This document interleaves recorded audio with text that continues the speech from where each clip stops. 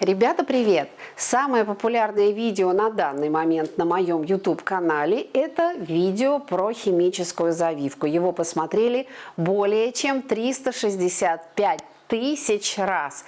И самый популярный вопрос за все время существования этого видео – какой размер бигуди я использую? Вот не поверите! До недавнего времени я не знала размера моих бигуди. Не по причине, что мне лень померить диаметр, а по той причине, что уже более 20 лет все парикмахеры опираются на цветовое обозначение. Но специально для вас я нашла эти размеры, хотя даже на упаковке они не указаны. Максимальный размер коклюшек для химической завивки, которые я встречала и использовала в своей работе, это полностью черные, крупные. Они подходят для создания очень крупного завитка, я бы даже сказала не завитка, а для полноценного объема и текстуры. Они хороши для долговременной укладки и для совсем тонких, но хорошего качества волос. Серо-черные бигуди самые популярные в моей работе. На них получается крупный, плотный завиток. Но если волосы трудно завиваемые, то лучше брать для такого же естественного результата бигуди на размер меньше, серые.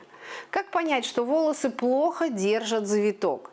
Спросите у своего клиента, как долго держатся локоны, если его волосы накрутить на плойку. Если плохо держатся, всего пару часов, это трудно завиваемые волосы, скорее всего, плоского сечения. К таким волосам относятся азиатские волосы. Смотрите мое видео про химическую завивку на мужских волосах.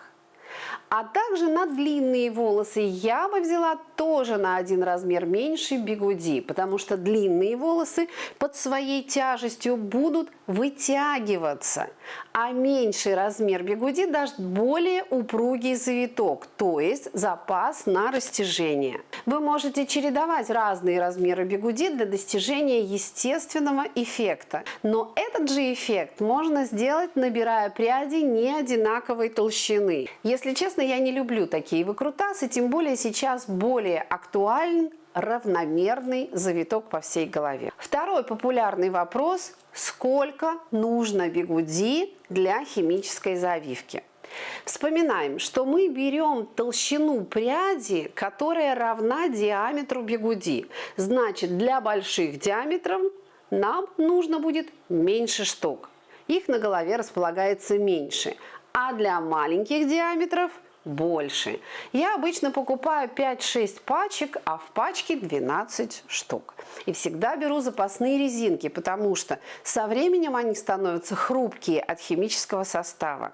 Обратите внимание, что все коклюшки делятся на две длины. Длинные 9 см и короткие, обычно 5-6 см.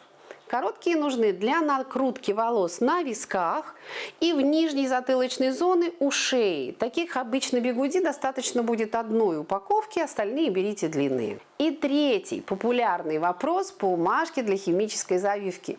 Не препятствуют ли они проникновению состава к концам накрученных волос? Ответ – специальные бумажки пропускают состав полноценно, и концы волос закрутятся так же, как и остальная прядь.